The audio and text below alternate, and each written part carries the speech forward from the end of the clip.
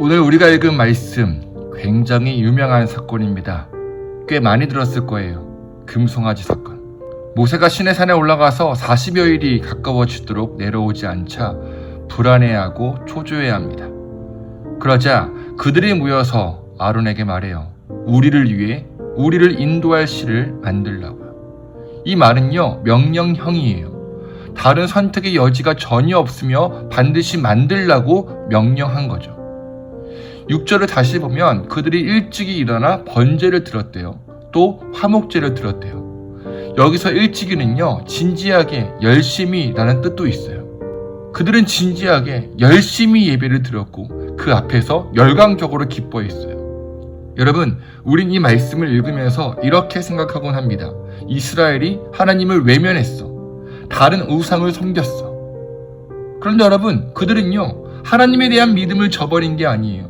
여전히 하나님 믿었어요. 다만 그들이 잘못한 건 뭐예요? 보이지 않는 하나님을 보이는 형상으로 만들어 열광했다는 거죠. 그들이 진지하게 열광적으로 하나님을 예배하고 기뻐한 건요, 지금껏 보이지 않았던 하나님 형상이 눈에 보였기 때문입니다. 그럼 그들이 부패한 모습은 무엇이죠? 세 가지가 있습니다. 첫째, 자기를 위하여 신앙생활했다는 겁니다. 그들이 아론에게 요구합니다. 우리를 위하여 하나님을 보여달라고요. 그들의 신앙 목적은 자신들을 위한 것이었어요. 내가 하나님을 위해 존재하는 게 아니라 하나님이 나를 위해 존재한다는 거죠. 이렇게 자기 중심적이고 이기적인 신앙을 부패했다고 말씀하세요. 부패한 신앙 두 번째, 나만의 하나님을 만드는 겁니다.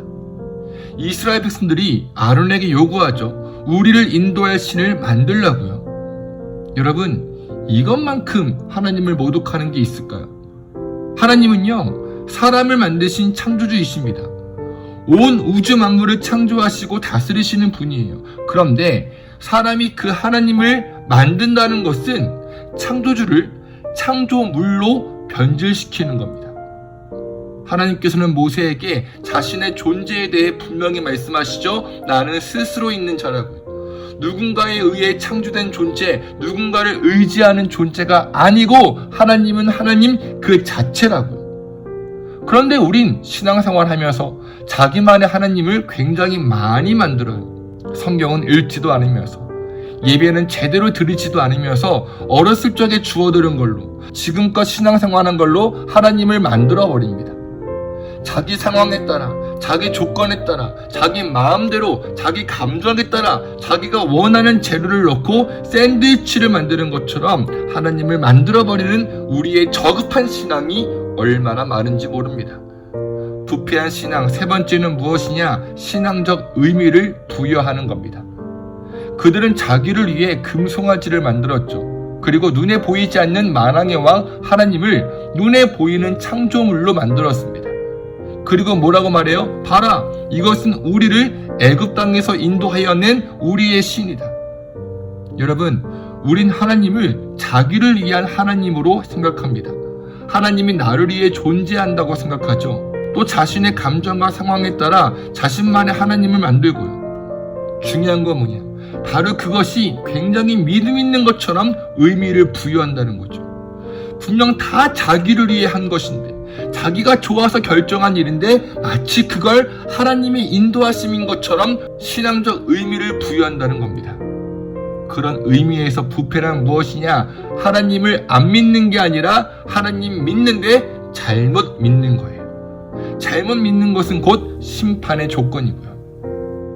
그런데 여러분, 오늘 본문은요, 그들의 금송아지를 섬기고 심판받는 것으로 끝나지 않습니다. 오늘 말씀에서 진짜 우리가 깨닫고 기억해야 할 말씀은요, 모세의 기도예요. 11절 보세요. 모세가 하나님께 구했대요. 여기서 구하다는요, 히브리어 할라인데요. 앓다, 병들다, 고통을 느끼다 라는 뜻이에요. 모세가 정말 간절한 마음으로 심장을 부여잡으며 절절한 고통을 느끼며 하나님께 기도했다는 거죠. 그럼 뭐라고 기도하느냐? 11절부터 13절까지 나오는데요. 요약하면 세 가지입니다. 첫 번째, 하나님, 이 백성은 하나님께서 구원하신 하나님 백성입니다. 두 번째, 하나님, 만약에 이 백성을 죽이시면 이집트 사람들이 하나님을 가리켜 자기 백성을 죽이려고 구원했다고 말할 것입니다. 세 번째, 하나님, 조상들에게 하신 그 약속을 기억해 주십시오. 여러분, 모세는요, 그 무엇보다 하나님 영광이 혹시라도 가려지진 않을까 하는 걱정으로 기도했습니다. 쉽게 말해 모세의 기도는 하나님 나라와 하나님 영광을 위한 기도였습니다.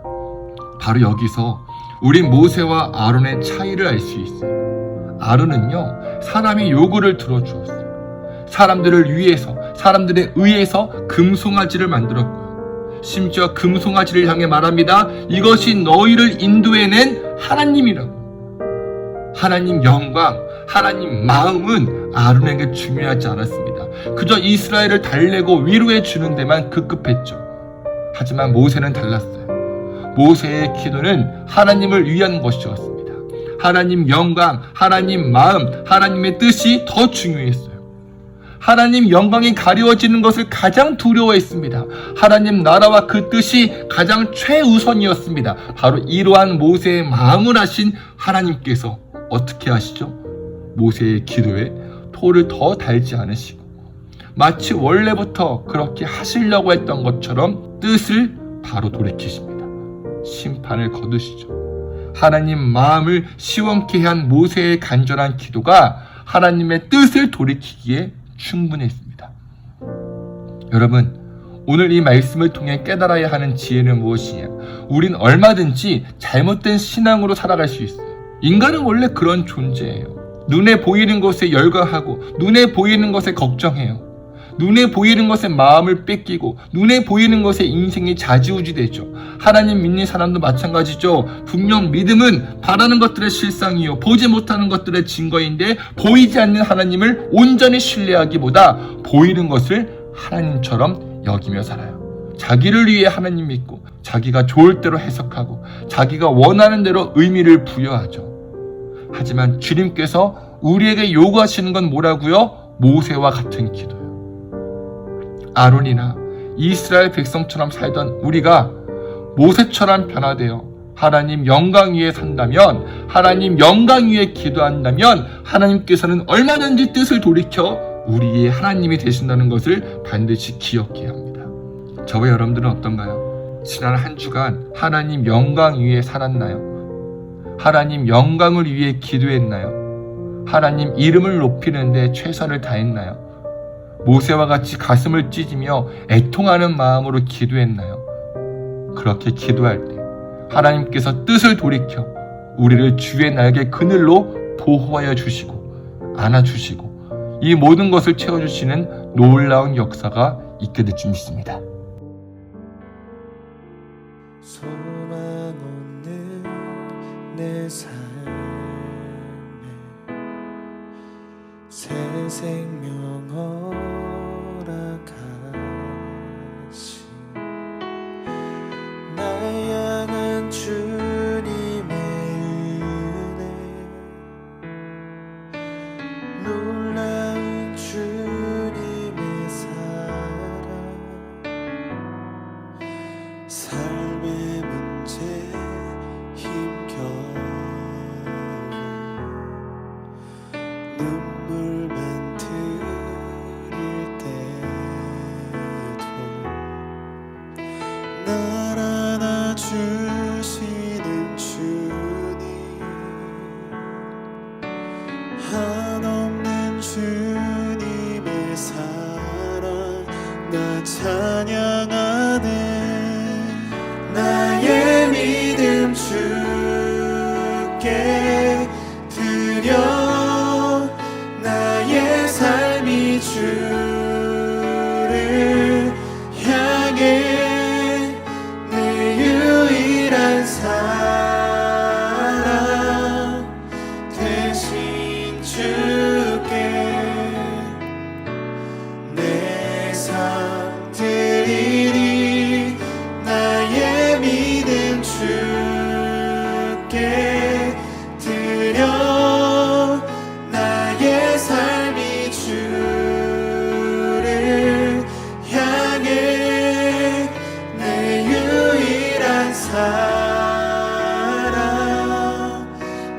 대신 주께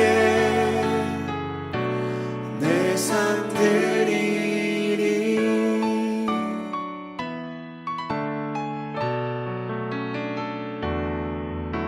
삶의 문제 힘겨워 눈물만 흘릴 때도 날 안아주시는 주님, 한없는 주님의 사랑 나 찬양하네. 나의 믿음 주께 드려 나의 삶이 주를 향해 내 유일한 사랑 대신 주께 내 삶 드리리. 나의 믿음 주께 드려 나의 삶이 주를 향해 내 유일한 사랑 대신 주께 내 삶 드리리.